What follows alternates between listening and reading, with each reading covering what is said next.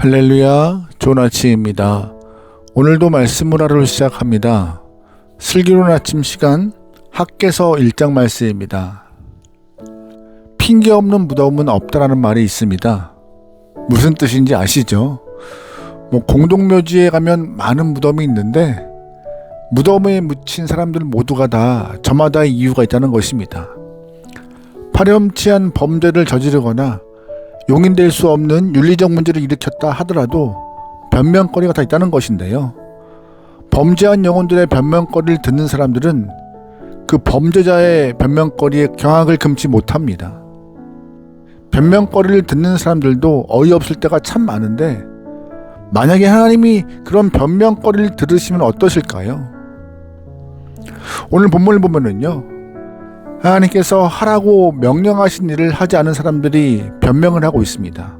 핑계를 내려놓죠.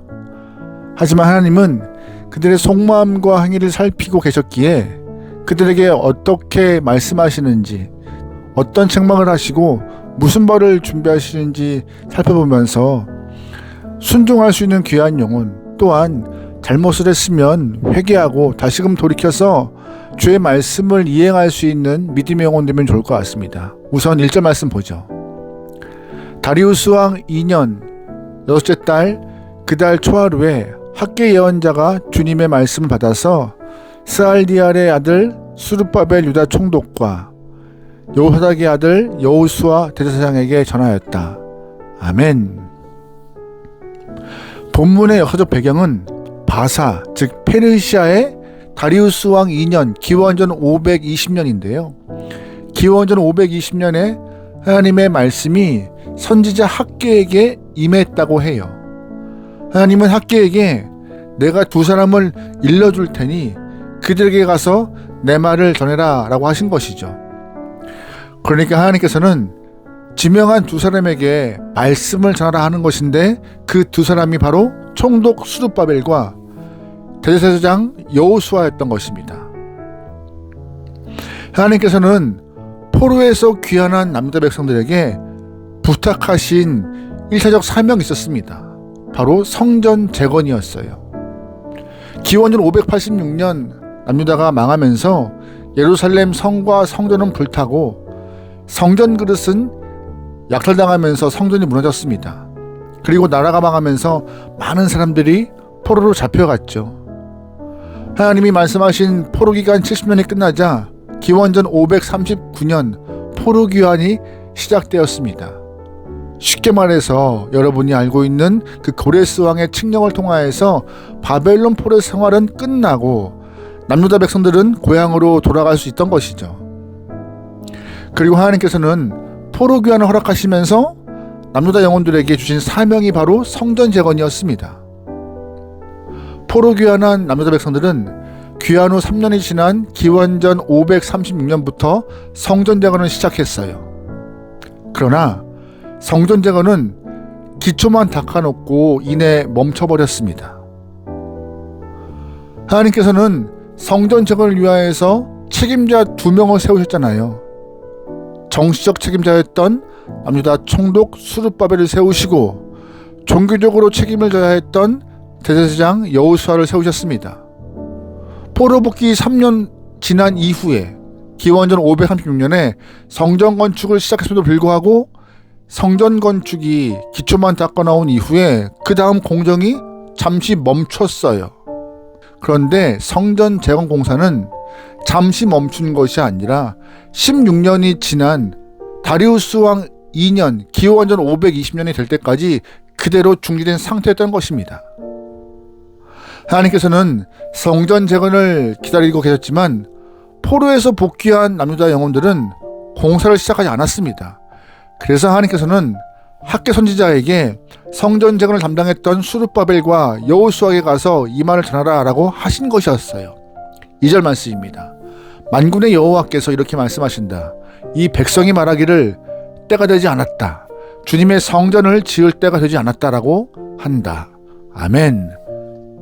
포로 귀환한 남유다 백성들은 하나님의 전을 건축할 때가 되지 않았다고 핑계를 대고 있습니다.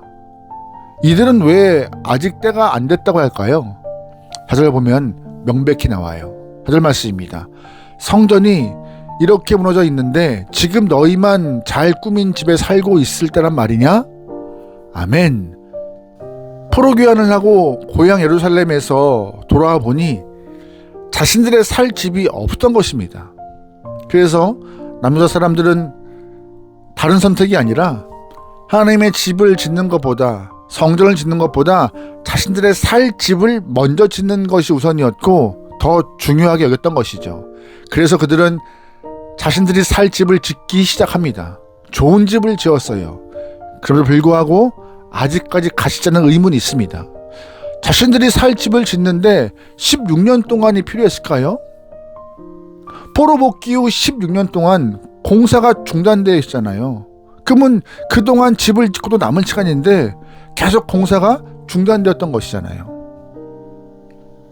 집을 짓는데 16년을 보냈다면 그동안 경제생활은 어떻게 해요? 그들은 집 짓는데 16년을 다 보낸 것이 아니었습니다. 집을 지은 이후 먹고 살기 바빠서 하나님 성전을 재건하는 일을 차일피일 미루고 있었던 것이에요. 하나님은 성전을 재건하라고 하셨지만 이들은 아직 때가 되지 않았다는 핑계로 사명을 피하고 있던 것이었습니다. 그리고 4절 말씀에 잘 꾸민 집이라고 표현되어 있지만 이것은 단순히 건물로서의 집을 의미하는 것이 아니라 그들의 삶을 집합적으로 종합적으로 말하고 있는 것이에요. 그러니까 남유다 사람들은 포로 복귀하면서 성전 재건축이라는 사명을 갖고 고향에 왔지만 각자의 삶을 위하여서 하나님의 일을 뒤로 미루어 둔 것입니다. 결국 하나님은 선지자 학기를 통하여서 전국을 찌르며 말씀하셨습니다. 5절 말씀이에요. 나 만군의 주가 말한다. 너희는 살아온 지난 날을 곰곰이 돌이켜보아라. 아멘. 7절입니다. 나 만군의 주가 말한다. 너희는 각자의 소행을 살펴보아라. 아멘. 하나님은 학기를 통하여서 남유다 영혼들에게 선포하신 말씀이 뭐예요? 너희 각자의 행위, 너의 삶을 살펴보아라고 지적하셨습니다. 사람들의 행동은 마음에서 나옵니다. 포로 복귀한 남유다 사람들은 마음속 우선순위를 지킬 의도가 없었어요. 잘 기억하셔야 합니다. 신앙생활의 성공과 실패는 우선순위를 행하느냐 그렇지 않느냐에 따라서 성공과 실패가 갈라집니다. 우리가 하나님을 믿고 하나님의 백성이 되었다는 것은 마음 중심에 하나님을 최우선순위에 모신다는 의미입니다. 내가 하고 싶은 일이 100가지가 있어도 하나님의 일이 먼저 행하는 것, 그것이 바로 하나님의 백성이고 자녀의 본분이잖아요. 아름다운 신앙의 길을 걸었던 믿음의 선배들은요, 이 우선순위의 시험에서 성공하신 분들이에요. 아브라함 보세요. 하나님이냐 아들이냐 이러한 선택이로 해서 아브라함은 하나님을 선택했습니다. 하나님은 그때 네가 이제야 나를 경외하는 줄을 알겠다라고 하나님이 응답하시잖아요. 오늘 우리가 하나님의 백성이라면, 주님의 제자라면 우선순위 문제를 확실히 짚고 넘어가야 합니다. 여러 핑계 있겠죠. 하지만 속마음을 하나님은 다 뚫고 보고 계세요. 하나님은 우선순위를 지키지 않고 16년 동안 시간을 허비했던 남유다 영혼들에게 이렇게 말씀하십니다. 6절 말씀이에요. 너희는 씨앗을 많이 뿌려도 얼마 거두지 못했으며 먹어도 배부르지 못하며 마셔도 만족하지 못하며 입어도 따뜻하지 못하며 품꾼의 품삯을 받아도 구멍난 주머니에 돈을 넣음이 되었다. 아멘. 무서운 말씀이죠. 그들은 16년 동안 핑계거리를 대면서 열심히 돈 모았습니다. 허리춤에 찬 돈주머니에 열심히 돈을 모았어요. 그런데 돈이 모이지 않아요. 입어도 춥대요. 누워도 따뜻함이 없대요. 왜 그럴까요? 이유는 한 가지입니다. 9절 말씀이에요. 너희가 많이 거두기를 바라였으나 얼마 거두지 못했고 너희 집에서 거두어들였으나 내가 그것을 흩어버렸다. 그 까닭이 무엇이냐? 나 만군의 주의 말이다. 나의 집은 이렇게 무너져 있는데 너희는 저마다 제 집 일에만 바쁘기 때문이다.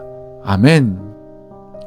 하나님이 돈주머니에 구멍을 냈기 때문이고 하나님이 그들의 삶을 운행하시기 때문에 우선순위를 저버린 영혼들을 향하여서 징계하고겠다는 것입니다. 바쁘게 다니면서 돈을 모았지만 삶이 나아지지 않았던 이유는 뭐예요? 하나님이 모든 것을 쥐고 계시다는 것입니다.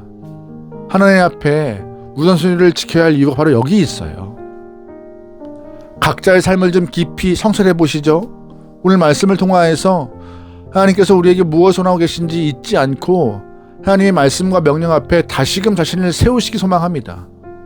우선순위의 문제를 바로 못 지키면요, 구멍 뚫린 주머니를 갖고 있는 것과 똑같은 것이에요.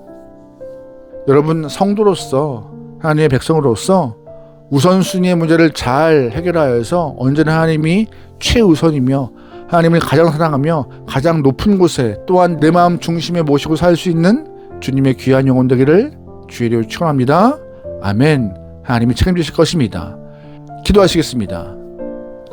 사랑의 하나님, 우선순위를 잘 지켜서 하나님의 영광된 삶을 살기 원하오니 선한 도움의 손길로 우리의 시간들을 이끌어가 주시옵소서. 말씀에 순종하고 따르겠나이다. 주 하나님이시여 역사하여 주시옵소서. 모든 걸 맡겨오며 예수님의 이름으로 기도합니다. 아멘.